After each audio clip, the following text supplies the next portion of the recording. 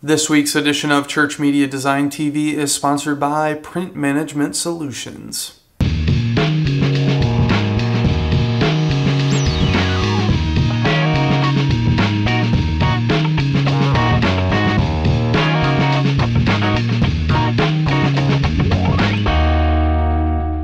Welcome to another edition of Church Media Design TV, tips, tricks, and how-to for you, the Church Media Designer. I'm your host, Brad Zimmerman, and I'm joined every week by my favorite bobble-headed friends. You got it right. We got Sean and Gus from Psych. We got Little Whitey, the miniature version of me. We got Colonel Sanders, the king of obscure chicken sandwiches. Did you guys see that thing? It's crazy. 2 chicken patties with cheese and bacon in between. Sounds interesting. And of course, Jesus Christ, the Son of the Lord Most High. Well, on this week's episode, we're not talking about the latest secret recipe from the Colonel. We're actually talking about logo design inside Illustrator. So we haven't really done anything in Illustrator ever. We actually talked about Inkscape once, and we really haven't done much with Illustrator, and so I really wanted to take you through some just quick tips of making a logo for a series, and we're going to recreate a series logo that I just finished off that I thought would be helpful for you guys, as well as we're going to talk about some news about Adobe CS5 and give you some great free stuff. So if my bobble-headed friends are ready, let's get into it. Well, let's reach into the stockpile and grab you guys some great resources. And the first resource is one for your visual worship needs. This was actually featured on the website this past week, but I wanted to make sure everyone knew about it. This is the Playback Drive, and this is a awesome device. You can check out this story over at worshipvj.com. This is brought to you by Orange Thread Media in conjunction with Visual Worshipper and Worship VJ, which is Cameron Ware and Stephen Proctor. And those two guys together are helping set the pace of what visual worship and what architectural projection looks like in the church.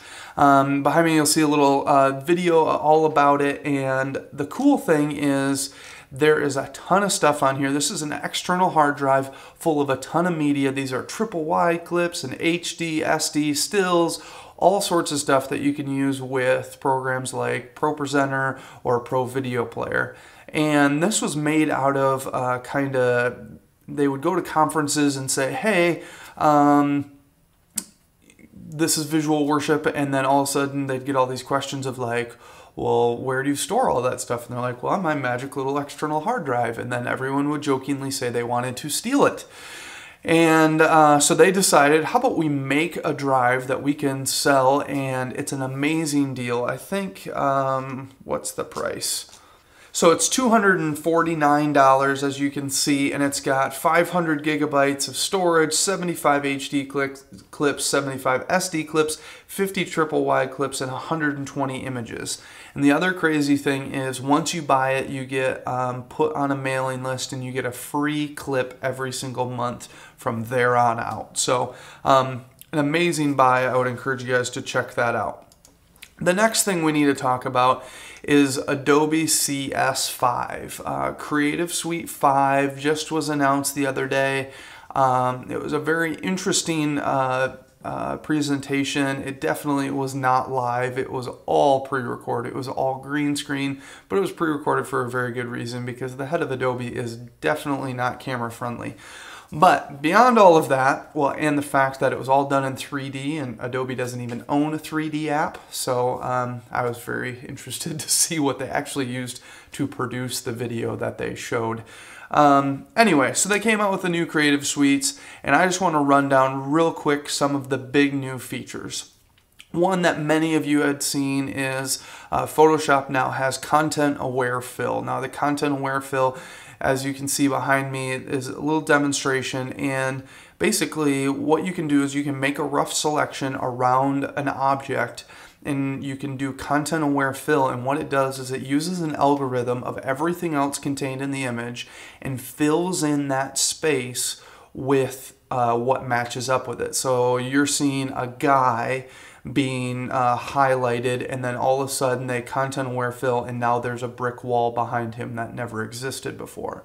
They also have examples of HDR, or not HDR, multiple images that have been stitched together, but it has a really rough outside edge to it. And there's nothing there, and he just selected the outside edge, did content aware fill, and it finished off the sky. So it finished off this stitched together image and made it a perfect square. So some really crazy stuff. They worked with, I think, Princeton on this one for all the different algorithms. It works best with patterns, but it does work with everything. And it's a really, really amazing tool. Photoshop also got a 3D tool, so you can now extrude 3D objects inside of Photoshop.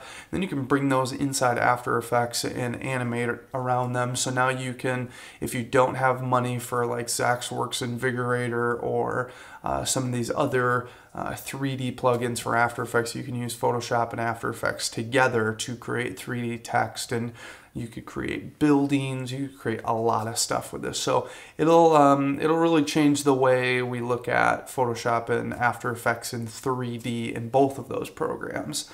And then the last interesting one was the Roto brush inside of After Effects. Now the Roto brush is basically you would draw a rough selection around me, and then you would let the roto brush go, and it would actually find the outside edge of my body and would move with me.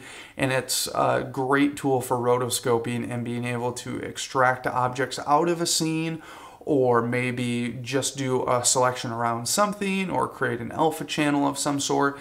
I'm really excited for this tool because this makes it so you got a scene going on and you got, you know, maybe a car driving down the street. You could roto brush around the car and then have stuff shooting up behind it that are all part of the scene, and it could look amazing. I saw a snowboarder that they had done, and they have this crazy old wizardy man, which feels a little cheap because he's got a very glowing shadow around him. He's got this like outer glow edge, so I feel like it's a little cheap for that demonstration, but the snowboarder definitely was pretty crazy that they had cut out. So those are a few. Oh, and the last one was the Mercury playback engine. This was also announced announcement, but basically this is a whole new rendering engine for Adobe Premiere Pro, which is my editing app of choice, and definitely is taking big jabs at Final Cut and saying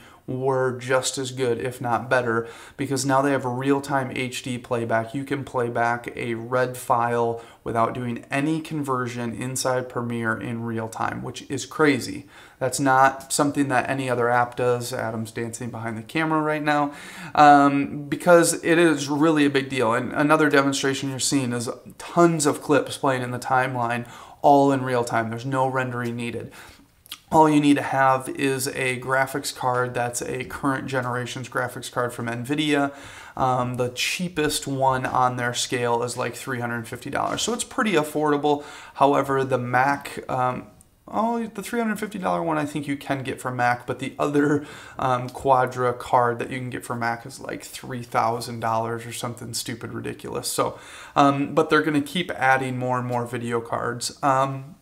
Also, finally, last but not least, all of CS4 is 64-bit native, so you're going to be able to take advantage of like up to 128 gigs of RAM or something ridiculous like that. So I'm building a new machine right now. It's going to have about 12 gigs of RAM in it, which 32-bit operating systems and 32-bit programs can't take advantage of.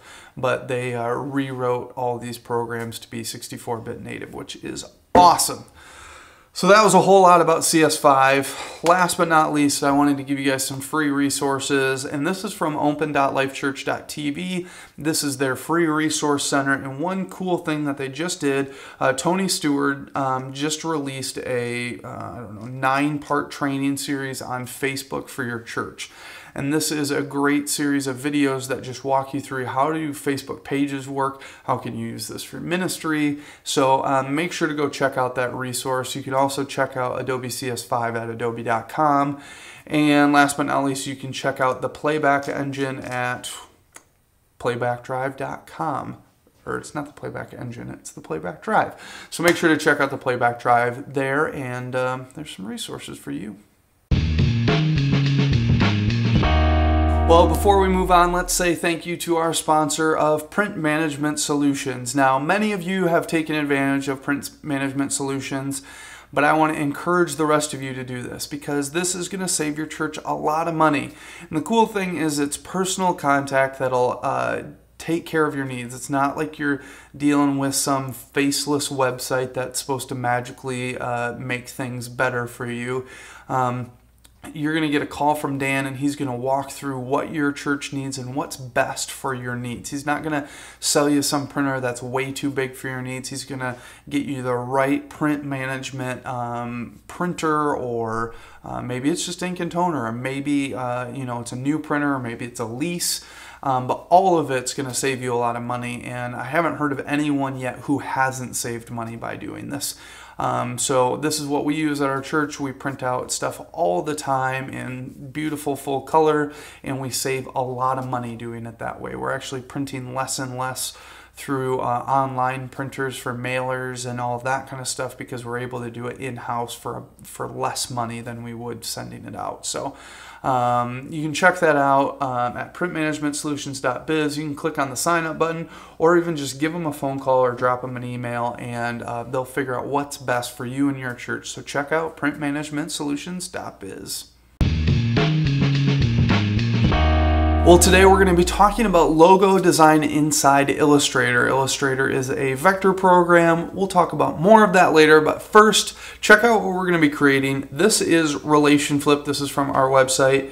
So you can see here, it's just got a couple subtle things. We got a little arrow going on. We got a little cutouts going on here and there. So it looks pretty nice. The first thing I wanted to talk about, though, real quick is what is a logo versus what is just pure graphic design. And Barton Damer over at alreadybeenchewed.net talked about this. Great designer, and just talked about basic principles of logo design. So you can see here, this is a logo, and then he's got 3 different variations, and at the bottom he puts 2 through 4 are not logos. A logo at its very basic is black and white, a black and white design. There's no gradients to it. There's no color to it. There's no special effects to it. It's all black and white. So because that logo can then be taken and turned into all of those other things, can be varied. That's why when you see logos for ABC or Fox or Nike or whoever, their basic form logo is very, very simple, but it's varied throughout all their different designs. So I just wanted to remind us of what that is real quick. So the first thing you're going to need to do is head over to DeviantArt and download the font that I use for this. It's called Font Sans. They have a free version, or you can get the paid version, and you can see a little bit closer here what we got going on. It's just a really nice looking font. It's very cheap actually to buy too. A lot of times fonts are really expensive if you buy pro fonts. These are only like 15 bucks, which I appreciate. Now this was all inspired by Parenthood. I was watching this show and I really liked the design of their font. It was really simple and clean. It had some nice cutouts to it, and I thought this would make a really nice, nice logo design. So let's get into it. We'll minimize and get rid of this, and let's head over to Illustrator. So first thing we're going to do is grab our text tool, and the first thing I always do when I'm designing a logo is I just type out. So we're going to do Relation Flip. And I type it out in regular as well as I make a all caps version. And then I flip through the font. So I'll just Alt or Option drag, and then we can go into our character palette. And in the drop down, actually, we can set it to all caps. So we have an all caps version. And then we can go through and flip through our fonts. Now, one thing I found interesting when doing this on the Mac, which I normally design on a PC, is I can't flip through fonts. Normally you can just select it and go up and down in the character deal here, but it doesn't work the same on a Mac. So if you know how to do that, please tell me, because I would love to know. So we're going to flip that out to Font Sans. I don't know how to say it, so I'll make it sound French. Font Sans. If I just insulted you because you're French and my accent was horrible, forgive me, for I have sinned. So here we go. you can see that the trial version doesn't even have all the capitals in it, so we're definitely not going to use that. But a lot of times when I'm looking for fonts, I'll just keep like, okay, I like that one, I'll drag it out and find another one, but I know that I want to use this font. Now the next thing I do is I always make sure I have an original copy that I do not scale. Same with this. I'm never going to scale this. I'm always going to leave it the way it is. And the reason for that is I want to always have a editable one that I can go back to, because I would not say that I'm a good from scratch designer. I'm a great designer of, well, thank you very much. I'll toot my own horn and say I'm a great designer. I like designing from other pre-done work. So taking something that already exists and manipulating it. So a lot of times with fonts in particular, I'll take little pieces of a different character and add it in just to vary it up. Or, you know, I want to have a curl at the bottom of the R, so I'll use the curl of the bottom of the L, or, you know, different things like that. So I always want to leave a master. And then this one, I'm going to right click and do create outlines. I'm also going to ungroup this, and then I'm going to go through the first step, which is just going to be simply getting these characters as close as I want them to be to each other. So we're going to hug these guys up pretty close to each other and leave just a little bit of room for some design along the way. And as we bring this T closer, you're going to see our first problem. I like the spacing here in the straight line here. However, I don't like how the T overlaps. So I'm just going to grab my pen tool and I'm going to just delete out the little pieces there. And now we have a little bit of a variant on the T that still has some cool flavor to it, but holds true to the original font. And we'll bring the I over, and then the O. Now you could use the kerning inside the character palette to do this as a whole first, and then just kind of do it manually after that. And again, we kind of run into the same problem here. In my original design, I did not take out the part of the F here. I kind of left a little bit more of a space. But in this one, I think I actually do want to get rid of it. So again, we're just going to grab and delete that part of the F. And this makes our logo more consistent as well. It says we kind of create a universe for our logo, saying in this universe there's no left side to any T's or F's, any of those characters that have that kind of weight to it. And then let's just bring over our last guy here, and I'm just using Shift, which does 10 increments at a time instead of just one. And there we go with that.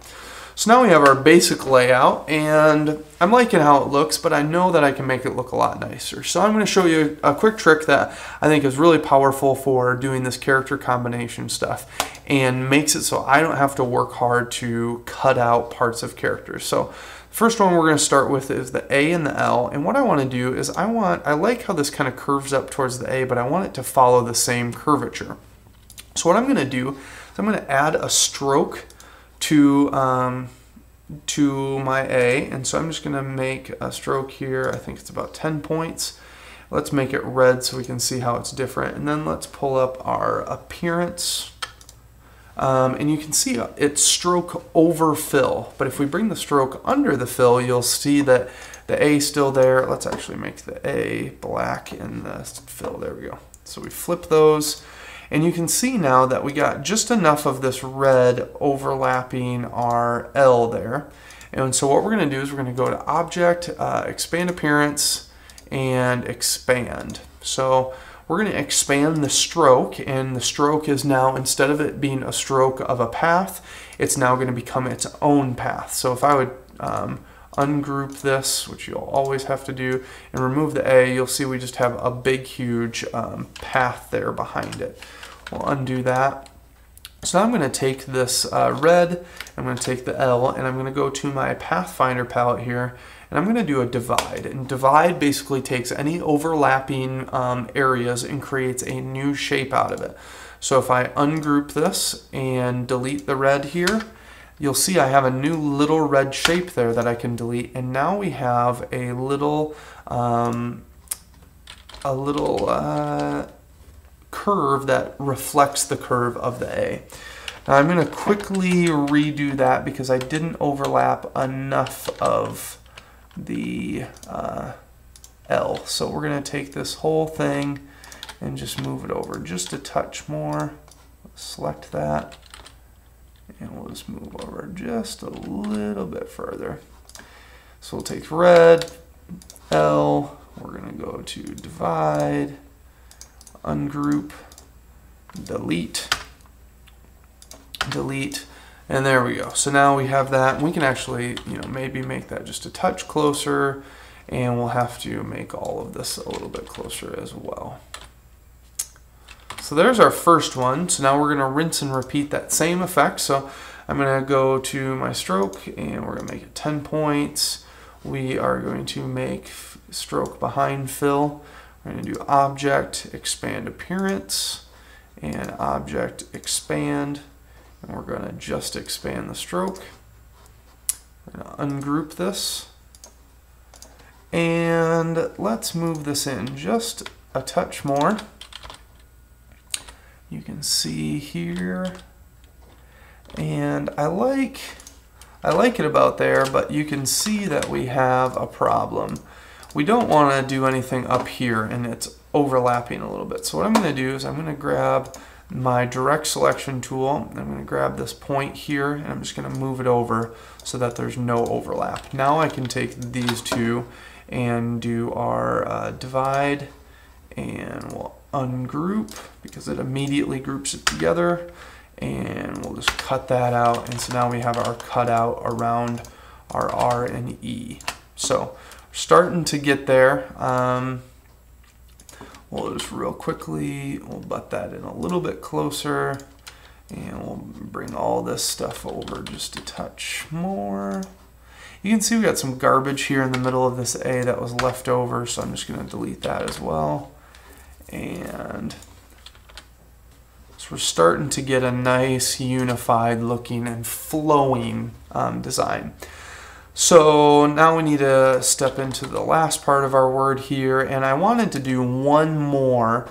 The E and the A and L made a lot of sense, but doing it to the T and the I wouldn't really make sense, so I decided, how about the O and the N? Let's put those two together. So we'll again add a weight of 10 points. We'll bring stroke behind the fill, object, expand appearance, and object expand. And we'll expand the stroke. Ungroup, as we all know. And then we will take this N, and let's just move it over just a little bit closer. Oops. We'll just take those two characters. We'll do a divide and ungroup. Delete the red, and then we'll delete that little sliver that we got there. So now we have a nice little cutout here, and again you can see there's a little garbage in the middle, but we'll just delete that. Find it and delete it, and we'll just tighten that up just ever so slightly. So we're getting a nice tight looking logo. The last thing that we want to do, and we did in the original, is I put a little arrow in this P. So what I did is I went online and I searched for free vector arrows, because again, I don't think I'm a great by scratch designer, so I want to use something else. So I found this from designworkplan.com. I'll have a link on the website to this. I've downloaded it, and we got it here inside Illustrator. So we can see a lot of different arrows here that we could use in a lot of different styles. I like these rounded ones like this one, or even this one here. But we're going to take this one just because that's the one I like the best. So we'll just copy that, and we'll pull up our relation flip logo, paste this in, and it's actually sized up pretty right. We'll flip it over so that it's going the right direction for us, and then let's get rid of some extraneous stuff here. So we're going to get rid of the whole back part here, so I'm just selecting those and hitting delete. And then let's just get our arrow lined up. So we're going to scale it down ever so slightly. And then we're going to just turn this so it's pointing up just a little bit. And we don't want it to go too crazy close to this line here. I think that looks pretty good. So now let's just take these two guys and we'll divide them. And you'll see as we ungroup, we have a bunch of different stuff here, but we need to get rid of this section. We don't need to get rid of the arrow. So what we need to do is I'm gonna grab my direct selection tool. I'm gonna zoom in nice and close here. And we can grab that arrow, but you can see that's from this guy. So what we wanna do is we wanna select this, and then I'm gonna I'm going to Control click on this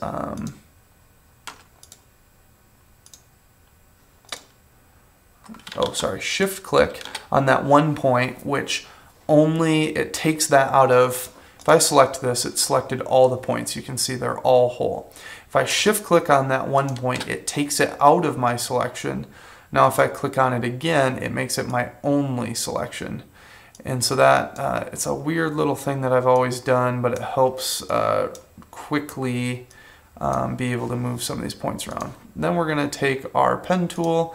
We're just going to delete all of these extraneous little things here. Delete this. And we're looking pretty good. So we got our little flippy arrow. And you can mess with the angle of the arrow, but the last thing we want to do is grab all of these and we're going to go down to merge, and that merges it back into one shape. Now you will see that we have a weird little shape there from the middle of the P, but I've deleted that. So that's, if we select all of it, you can see, oh, we got a little more weird garbage stuff in here in the middle, so we'll get rid of that. I just like to get rid of all of that extra stuff because once I bring it inside of Photoshop or bring it inside of After Effects, I want to have pure just shapes here. Also, when you bring it inside a 3D program to extrude it or something like that, you want to make sure that you don't have any of that wrong. Now we could go through and finalize some of the spacing, but I think that looks pretty good. And then what I ended up doing is I ended up doing a 2-color design, and so you could just do gray for now and call that our relation flip logo. So if you have any questions or if you want to find any links to any of the stuff that I showed, you can check those out on the website or leave a comment on the episode page on the website. Again, these were just some quick tips for making a compelling logo out of a font without it just looking like you took a font and threw it on the screen. This looks a whole lot different than this does. You put those side to side and most people would say that they don't really look the same at all. The only characters that are holding true are the I, the A, the L. Every other character has been pretty much altered. So pretty cool what you can do with just the simple tools. You don't need CS5. Pathfinder's been a part of Photoshop or Illustrator for a long time. So check all those things out. And again, make sure to check out all the resources and links on the website. So yet again, I get to tell you guys about the film festival that's currently going on. I want to encourage you guys to submit your media. You can head over to ChurchMediaDesign.tv/contest. Sign up for the film festival. There's 5 categories: mini movie, sermon intro video, sermon package, worship background, or event promo. The worship background can also be a click track video if you want it to be. Event promos are such things as announcement videos or just a singular event promo video. Sermon package, there's a ton of different stuff and great prizes from all of them. You could win Pro Presenter 4, you could win the Igniter 8-pack, you could win the first 5 volume or videos from Daydocs, a 1-year subscription to ownthemix.com, or 1 copy of the Prayer Engine for your website. So Tons of different great stuff in here, and you have until April 30th to get your submissions in. So I would really want to encourage you guys to sign up. We have 2 different divisions, so smaller churches aren't competing against larger churches, but at the end of the day, I want this to be a time that will inspire people and also appreciate the awesome media that's being created in churches across the country and across the world, or around the world. Across our country, around the world. The world is a globe. Christopher Columbus did not teach me that. I learned that in school. Anyway, so film festival, make sure you guys sign up for that. There's one other thing that I wanted to say, but I can't remember it. So film festival, sign up. Every church. The contest will be voted on by you guys in the future, so make sure you keep watching the website for details on that, because you guys are going to decide who wins. So that'll be a lot of fun. So check it out, ChurchMediaDesign.tv/contest. Well, this week's freebie is actually given to me by one of our current website sponsors, and that is aedo.com. Now, it's an interesting name. Some might say it's a little cheesy, but he's got some great stuff. And what it is he's got customizable After Effects projects that are very, very cheap. So you can see, let's watch a preview of the film shutter effect here. This is a pretty interesting one. So we got some photos going on, and then all of a sudden, so it's kind of like the film flash effect, but this is all pre-done, and you can swap in your own footage. And then we got this really creepy singer guy here who thinks he's awesome. Anyway, so there's a ton of different great projects that you can find on his website, but he's offering us, wow, my dog is so loud outside. But anyway, he's offering us a free project that you can download from the website. So I want to encourage you guys to go download that. Unfortunately, it's only in CS4, which will work in CS4 and CS5 of After Effects, but not CS3. So anyway, but you can download that from the website and check out this preview of this week's freebie.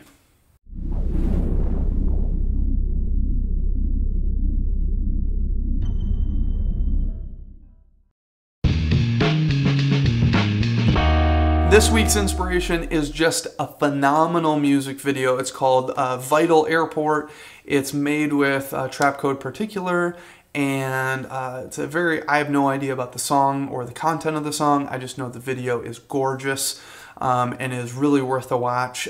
It's quite long. We're going to show the whole thing, but if you want to skip through it, you're more than welcome to, but I would encourage you to check it out. This is Vital Airport.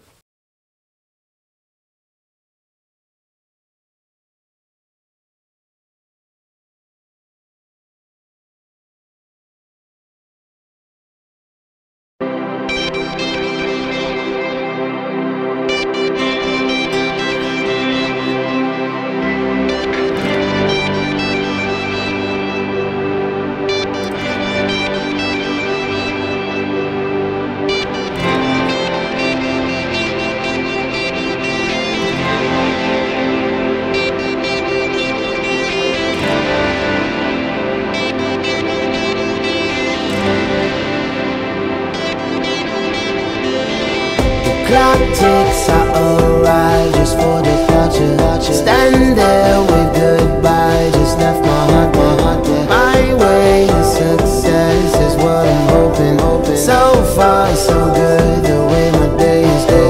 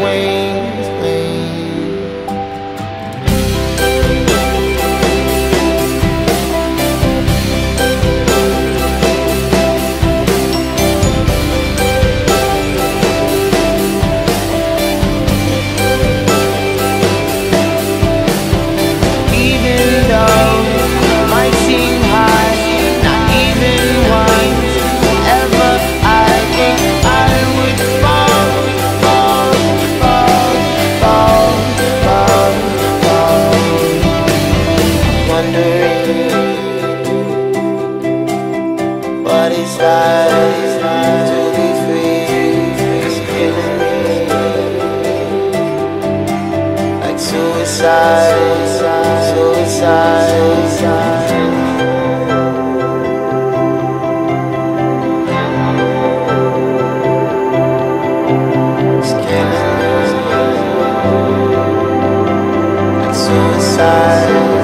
Suicide. The clock ticks, I arrive just for departure. Stand there with goodbye, just left my heart there. My way to success is what I'm hoping. So far, so good, the way my day is going.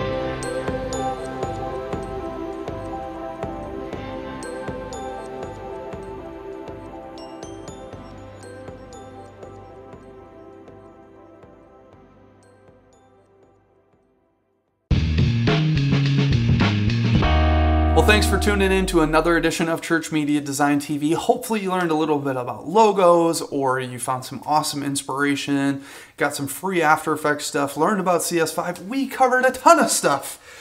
Oh boy, it's so good. So good. 101st episode, feeling good, moving forward, giving you guys some great resources yet again. So if you guys have any questions, please make sure to leave them on the website. Send me an email, brad@ChurchMediaDesign.tv. Become a fan of our Facebook page, facebook.com/CMDTV, twitter.com/CMDTV.